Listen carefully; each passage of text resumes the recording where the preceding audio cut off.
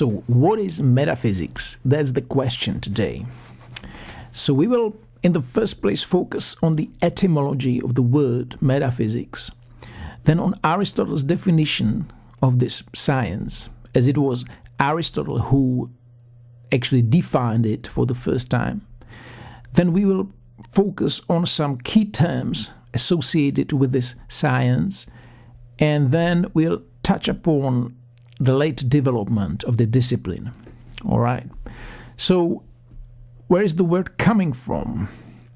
It's kind of tricky because the Greeks, they were not using the word metaphysics. It only appeared later when they organized Aristotle's works, his texts.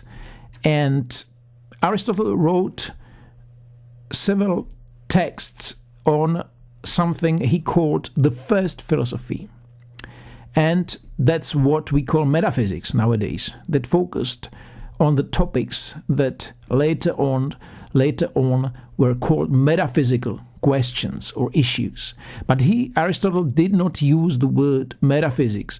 Instead, he used the word first philosophy, prote philosophia in Greek. As for him, all of knowledge, all sciences belonged to philosophy. It was mathematics, physics, first philosophy. It was all one philosophy, but there was one privileged discipline called first philosophy, and this is what we call metaphysics nowadays. But as I said, he didn't use it, and the word appeared only when, after Aristotle's death, they were putting his works together, and he wrote, among other things, a book called Physics. Okay, so, and they just put these texts on the first philosophy after the book Physics. So it just followed after the books on physics or physics, and that's why they called it metaphysics or metaphysics, metaphysica in Greek. So this is just a very formal reason, but we will see that there's more to it, of course, than just this formal ground. So this is the origin of the word. And now to the first philosophy of Aristotle, because this is what we are actually after. This is metaphysics. So how does Aristotle define the first philosophy in the book Metaphysics? So in the fourth book of this, it's divided into books, book 1, 2, 3, 4, 5, 6, 7 of this whole work Metaphysics. So in book 4 of Metaphysics, Aristotle says, there is a science which investigates being as being and the attributes which belong to this in virtue of its own nature. Now, this is not the same as any of the so-called special sciences, for none of these others treat universally of being as being. Unquote. So this is the definition, and immediately it's kind of strange that it's we must handle the word being as being, I think, because this is slightly confusing. It means being as in, when I say I am a living being, okay, so a living entity, you might think of entity instead of being, because it doesn't mean being as in, when Heidegger has the book Being and Time, and it deals with the question what we mean when we say to be or being. Okay, so being has two meanings. It can mean to be, or it can mean something, some entity, something that has being. And this is important to realize. Otherwise, it's confusing from the very beginning. So, being as being. Now, he is explaining in the second sentence, what does it mean as being? And he confronts it with other sciences that are actually not universal. And I will quote now the next sentence. They cut off a part of being and investigate the attribute of this part. This is what the mathematical sciences, for instance, do. Unquote. So what does mathematics do?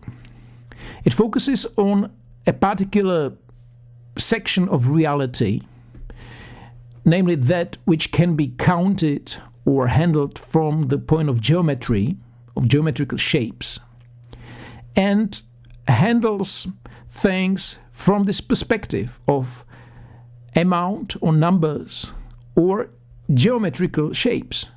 Okay, so it cut off a certain section and then it handles it from a particular point of view. And this is what other sciences do as well. Biology. What does biology do? It focuses on living entities, bios, that's life in Greek, and investigates signs of life or functions of life, like moving, breathing, procreating, eating, things that are considered, important for from the point of view of what we call life. And biology doesn't tell you what life is, by the way, but it is just doing the same thing as mathematics. And just like that with all the other sciences, chemistry focuses on, chemical qualities of things, physics on physical qualities.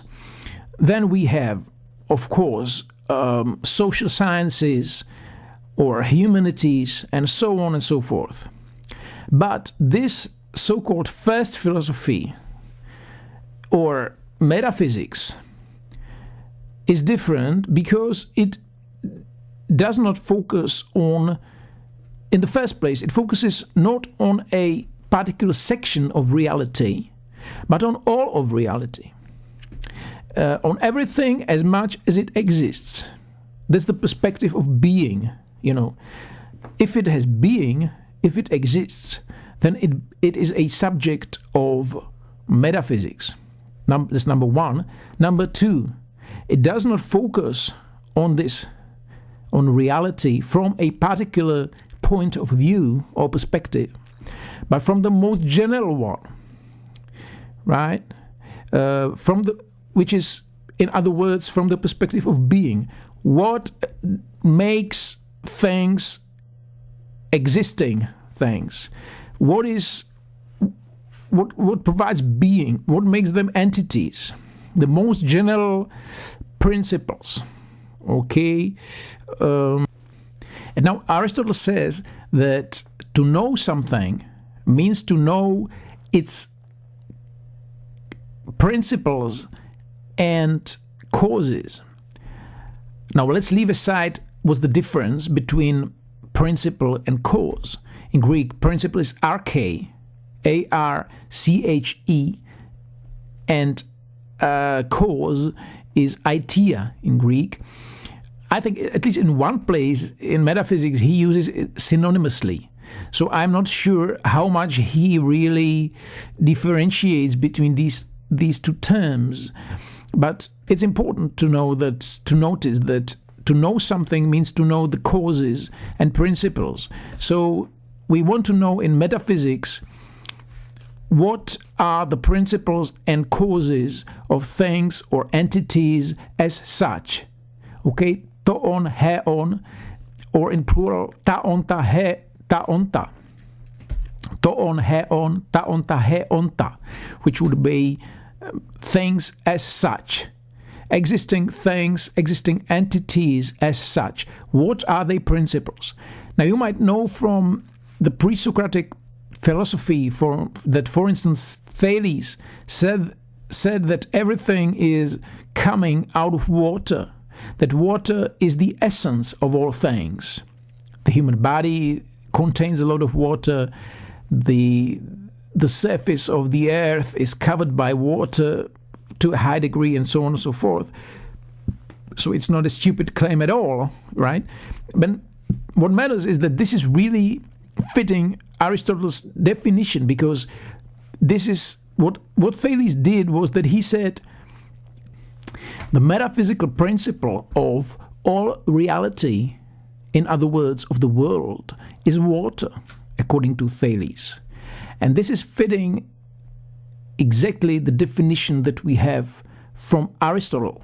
Okay, Aristotle defined metaphysics when he was summing up what went on in Greek philosophy from the beginning up to his era. So it concerned some 300 years.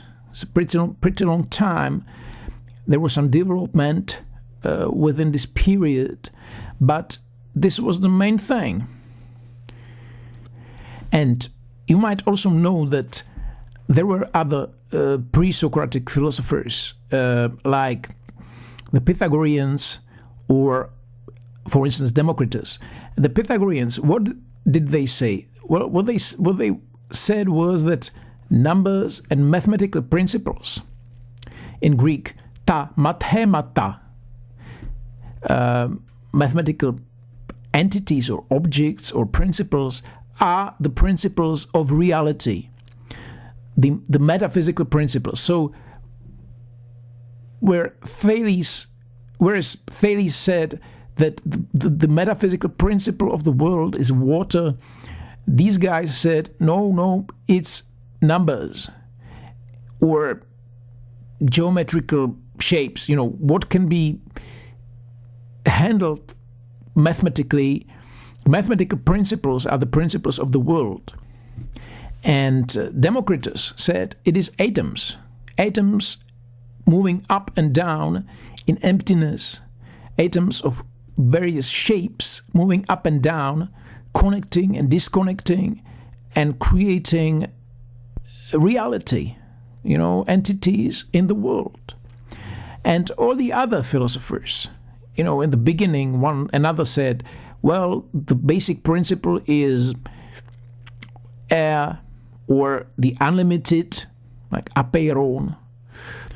Or, Empedocles said it is the four elements, earth, wind, fire, water, plus two organizing forces, love and strife, that, make the world go round.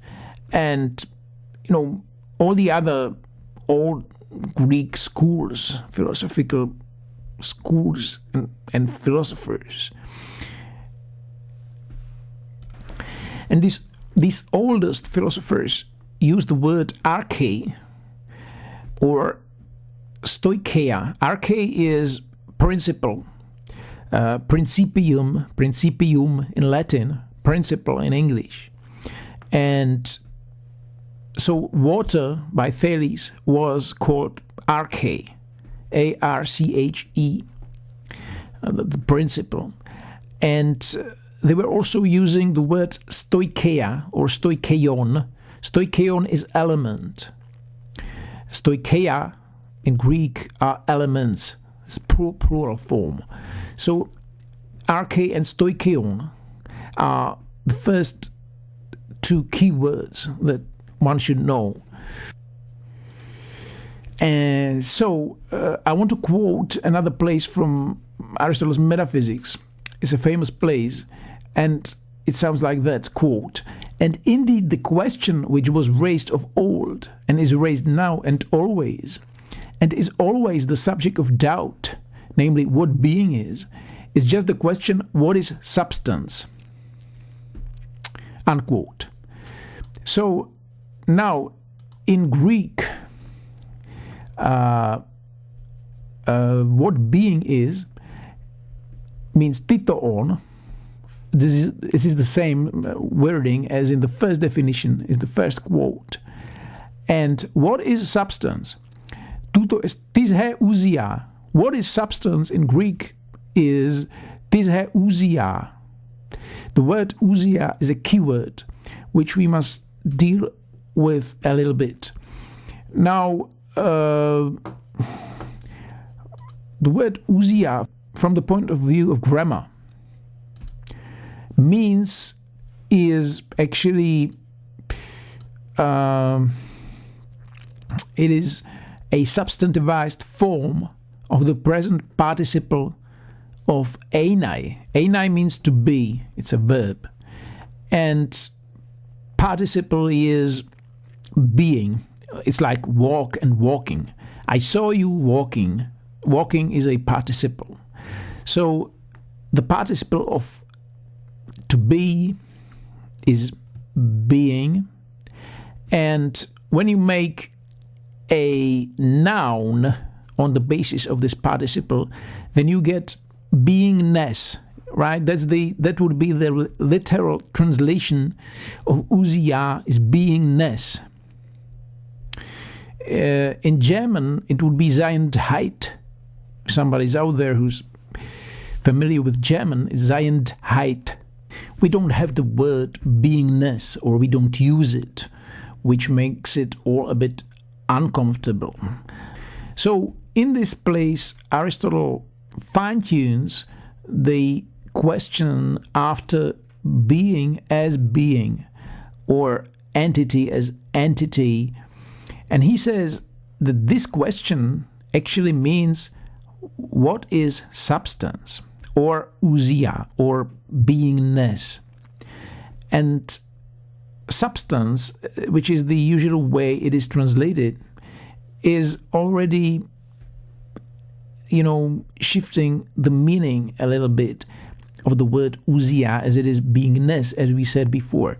The German translation of ousia is substantielle Wesen. Substantielle is substantial, of course.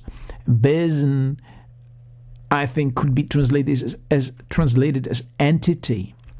So what it means, what Aristotle says, is that when we say an entity or a thing or an existing thing, we mean in the first place substantial entity. Now, what is substantial entity or substance? You can have a person standing in front of you, Socrates, for instance, and this person has certain qualities or accidents. For instance, education. Socrates was educated, but when he was born, he was not educated, but still he was the same person or substance. So substance is that thing that carries the qualities. It is that which corresponds to nouns in language, right? Aristotle, despite the fact that his writings are very difficult to read, as they were meant for the insiders, they were actually mostly notes to his lectures. Aristotle was a common sense philosopher. So he just says in this section of the book of Metaphysics that I just quoted, that when we say existing thing or entity, we mean in the first place not qualities or accidents of things, but substances like people, animals, plants, non-living things like stones, planets, right? And then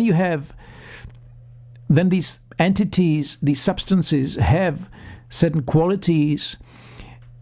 Then there is some amount. You can have 2 people, 3 people, you can have each thing is in a particular place, all right? So we have a place, the category of place.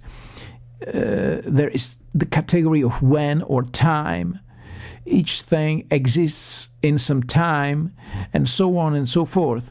But when we say an existing thing, we mean, these entities, substances. This is what he says in this place. Because the question is, what does reality consist of?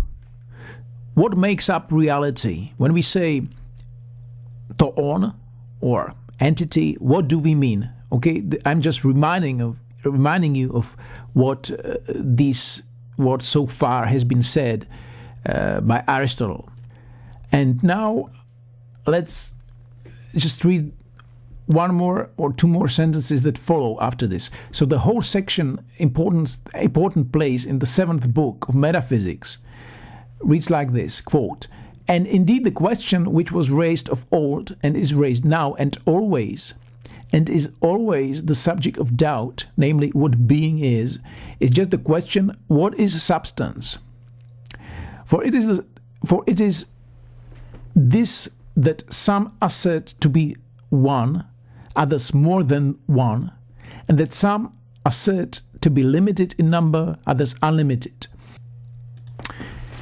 Now you can easily see that by those who say that the number of substances is unlimited, by these would be the Pythagoreans, for instance, right? Because the amount of numbers or mathematical objects is unlimited. As for those who said that there is just one substance, you might say Thales is the one of those who he said everything is basically water. So this is one ousia. Or Empedocles, who said it's earth, wind, fire, and water. It is a limited number of ousiai, right? So in this place, Aristotle summarizes the previous development in Greek metaphysics. And one more place from Aristotle that follows. He's kind of, here he's developing the basic question. What do we mean when we say toon? We mean, substantial things, substances, or substantial entities. And now the opinion what these substantial entities are differs in Greek philosophy. And he goes on like this, quote, "Substance is thought to belong most obviously to bodies. And so we say that not only animals and plants and their parts are substances, but also natural bodies, such as fire and water and earth and everything of the sort. And all things that are either parts of these or composed of these, either of parts or of the whole bodies, which means the physical universe and its parts, stars and moon and sun." Unquote. So this is, he says, this is what substance is thought to be. Okay, so this is according to Aristotle, what is the mostly thought or usually thought, or what in general people think substances are, or what substance means. But he continues like this: "But whether these alone are substances, or there are also others, or only some of these, or others as well, or none of these but only some other things are substances, must be considered." Unquote. So he will now start his own investigation of these previous metaphysical claims. And it all sounds a bit strange to us, because for us, we've got existing things around us, and these things exist, and then they, animals and people die and they stop to exist, and other things are destroyed and they also stop to exist. So the question, what what is being or entity sounds strange to us. But in ancient Greece, the philosophers asked the question after the basis of the world this way. Arche, stoicheia, ousia, all these terms focus on the same thing, namely, what makes up reality after all, in the end? What is the world at its core, at its basis? What makes up the basis of everything, of the world? This is what it all means. And it's a natural question, right? This is the metaphysical question, and it is a natural one, because particular scientific problems in mathematics or chemistry are for experts. But the question, what is the world after all? Is it water, or is it atoms or air, or what is the world at its basis after all? That is the question, and it's a thrilling question. That's the mystery. The world is a mystery, and metaphysics is trying to solve this riddle, to find the last final principle or principles. That's what it's all about. So one last quote from Aristotle. We are still in the 7th book, in the same place. So, quote, "Further, some do not think there is anything substantial besides sensible things, but others think there are eternal substances which are more in number and more real. E.g., Plato posited two kinds of substance, the forms and objects of mathematics, as well as a third kind, namely the substance of sensible bodies." Unquote. So this is, what I just said. Some substances or some things are more real and others are less real. Now this is what sounds strange to us, but that's the way the Greeks were thinking. We must remember that it's like 2,600 years old, this business. So you've got to put yourself in a position of somebody who is, on the one hand, brilliant, on the other hand, kind of naive. Perhaps we might say. They knew nothing of the human brain, of the working of the human body, the universe, astronomy, nothing. And so it's a mixture of, claims that sound really strange, but really deep insights. And they were asking the same questions as we are. This is so Plato. I just want to say briefly what the forms of Plato's are, because Plato is, of course, a giant of the Greeks, and we haven't mentioned him so far. So when you have the ideas by Plato, which is based on idein, which means to see, and idea is what you see, but not with your physical sight, with your physical eyes, but with your soul, so to speak, if you're a philosopher. And what you see is not, as a philosopher, with your soul's eyes, is not this or that beautiful thing, for instance, but beauty itself. It is not, this or that just or unjust act, but you see justice as such. And we can illustrate this on the mathematical objects, on mathematics, what Plato's ideas are, because I think it should be clarified. So if you imagine that you are at school and you have mathematics or geometry, so the teacher draws a circle on the blackboard with a diameter of 1 foot, let's say, and he says, let's deal with this circle. But what he drew on the on the blackboard is not the circle you are actually dealing with in geometry, because it is just a very imperfect illustration of it.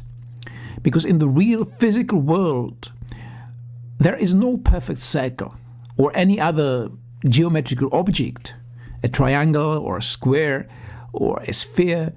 It is all very imperfect. Yet we know what these objects are like, because independently of what we see around us, because in our head we kind of see the ideal, perfect geometrical objects. Now, how come? This is interesting from the philosophical point of view. And according to Plato, every other thing, or many other things, like natural objects in the world, people, animals, plants, they also have ideas like this. There's a perfect form for each of these things. And then the highest class is actually the moral values, like truth, beauty, and then you have the good, agathon in Greek, which is something like the sun in the real world. It provides light so we can see anything actually, and it makes the world go round. There's the allegory of the cave in his biggest book on state, I think, Politeia in Greek, and so it is a metaphysical concept, and so for Plato, ousiai, or substances, or real things or real entities, are these ideas. There is a famous place in Plato's dialogue Sophist, where he says this sentence, quote, "There appears to be a sort of war of giants and gods going on amongst them. They are fighting with one another about the nature of essence." And in Greek it sounds, the war is gigantomachia, like the battle of giants or war of giants. And they are fighting perites ousias. Okay, so here we have the word ousia again. So it is almost, he uses the same word as Aristotle, right? It's the same thing. And this gigantomachia is philosophy or metaphysics, and the giants are the philosophers. So he is defining philosophy in almost the same way as Aristotle. Is the fight for the explanation of ousia, which here in the English translation is translated as essence. Now, this is a word we haven't yet mentioned. It actually stems from the Latin word essentia, because that's the way ousia was translated into Latin, and it's only partially correct, because it could be translated also as existentia. So basically the Greek word ousia contains both existence and essence. Okay, it's actually both. Basically, I think we could say that it is like this. And Plato also speaks in this dialogue of aletheia ousia, or true essence or substance, or you can also say not true but unhidden or uncovered essence. So again, is the same thing that we are after. We are looking for the true or real or final essence or substance or substantial entity, or what is the basis of the world. That's what we're after. And Plato speaks of two positions, and I can quote it. And so there are some, quote, mightily contending that true essence consists of certain intelligible and incorporeal ideas, unquote. So this is Plato's position, right? The forms, the ideas that make up the true essences or substances. The opponents of Plato say that, quote, the things only which can be touched or handled have being or essence. Okay, so I found two translations of this place, which is in Greek aletheia ousia, and once it is translated into English as true essence, and then as true reality. So here you can see that the word ousia, the keyword beingness, gets translated once as essence, then as reality, and by Aristotle it was translated as substance. So it's not easy, So to sum it up, in Greece, metaphysics, it is the search for what was at first called arche, then also stoicheia, which means like the principle or elements, and by Plato and Aristotle it is called ousia, which is either substance, essence, true reality.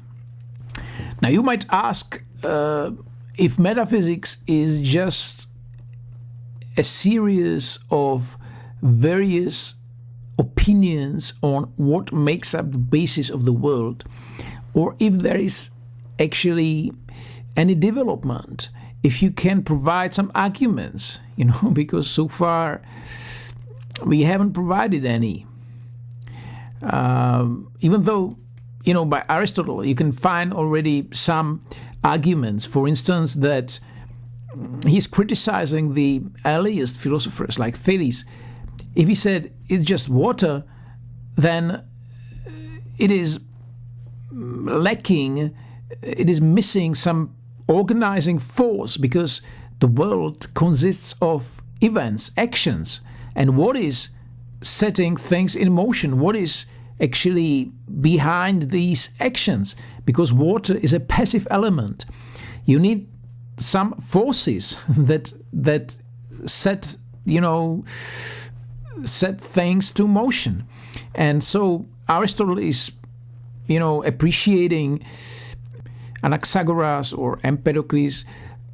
Anaxagoras had reason, nous, as the organizing force that is behind the events in the world, but also Empedocles had something like that, which was love and strife, right? So there was some development already in this ancient era, but I think the really serious stage, the serious phase, only started in the modern era after Descartes. Especially with the English empiricists and Kant, and just to give you some clue, John Locke, the English philosopher of the 18th century, had the theory of primary and secondary qualities, and primary qualities were those qualities that were essential, substantial. So he did what Aristotle wanted philosophers to do, to come up with theories about what is substantial in the world. So primary qualities are those that are substantial to things, and primary qualities are the material qualities of things: impenetrability, shape, I think, and secondary qualities are sensual qualities that like smell and taste and color, that are dependent on our sensual organs. So they are not objective qualities of the things, because they appear, we have different sensual organs, everybody sees slightly differently. So you cannot say if something is what to some people is green, to somebody who doesn't see colors it is not green, but gray, I don't know. And to some animals, to dogs, it is not green either. So you cannot say that the grass is objectively green. No, it is not green. The green color is not an objective quality of the thing. And with every other sensual quality, it is like that. So this is a real step ahead to realize something like that. The Greeks, when somebody says, one says it's water, the other one says it's atoms or numbers, but they don't provide much arguments for that, right? These are speculative, like atomism, Democritus, atomism. That's a speculative concept. He does not provide any arguments. That's the disadvantage of the Greeks. But here you have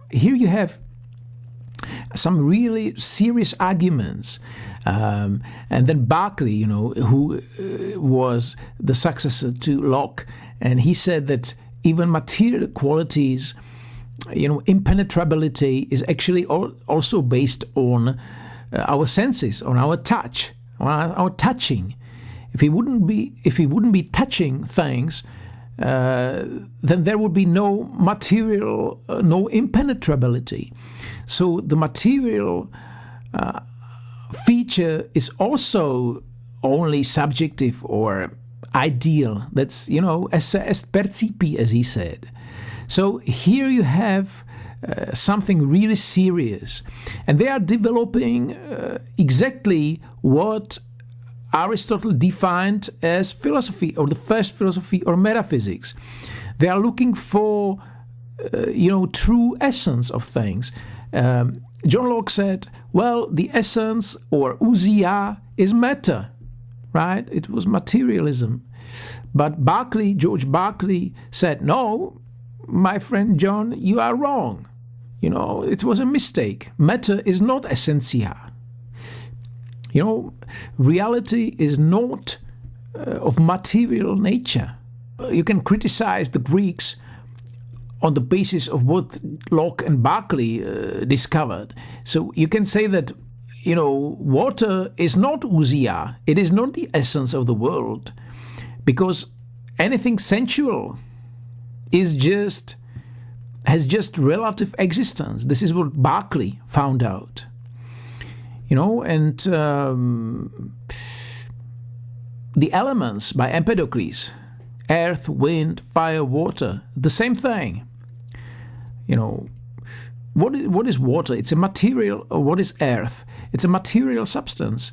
It's a bunch of sensual qualities that as such do not have independent objective existence. But we are looking for the objective essence of the world, not just for our, sensual impressions. Now, some other examples of metaphysical theories from the modern era. Leibniz, the German philosopher, he wrote a book called Monadology, which was about monadas. So these monadas, they were what? Well, they were the ousiai in his theory, right? So again, another metaphysical theory. The world consists of what he called monadas. These were the true ousiai, true essences or true substances of the world. Or as for Descartes, the French guy who stood at the beginning of the modern era, well, he started, at least in the meditations about the first philosophy, with the epistemological question if we can know anything for sure. But despite that, he provided his own metaphysical theory, according to which the world consisted of mathematically measurable objects, which is actually the Pythagorean theory, ta mathemata, mathematical objects, plus human souls, plus the Christian God. So 3 types of ousiai, 3 substances. Material substances, the human souls, and the Christian God. Now, Immanuel Kant, the key modern philosopher, said we cannot do metaphysics at all, because all we can deal with are appearances of things, but not the things in themselves. Kadhauto, that's the Greek expression for in itself. So, and Aristotle is using this word too, So we cannot handle things the way Aristotle and all the other philosophers wanted. Instead of that, we should deal with our intellect or our mind, and not with the world, as we can't approach the world as it is in itself. Later on, Schopenhauer tries to find some way to the things as they are in themselves, and he said the world as such is will to live. So for him, ousia, or the essence of the world, was will to live, the irrational will to live. And Nietzsche, who was the final person, I think, in this tradition, a long tradition of metaphysics, said that Nietzsche said that the world, as seen from within, is will to power. So the world is essentially will to power, according to his opinion. He sort of fine-tuned Schopenhauer's concept of will to live. And I think what came after Nietzsche is a different chapter. The 20th century is something else. Husserl, Heidegger, the German phenomenologists, they did not come with a theory of ousia, of what is the world at its core. Husserl was dealing with something pretty different. How do things appear, actually? This phenomenology, science about phenomena, not about the substance or essence which is behind phenomena. And Heidegger was asking the question, what do we mean when we say to be, which belongs to the realm of metaphysical questions, but it was not the question that was asked primarily throughout the centuries.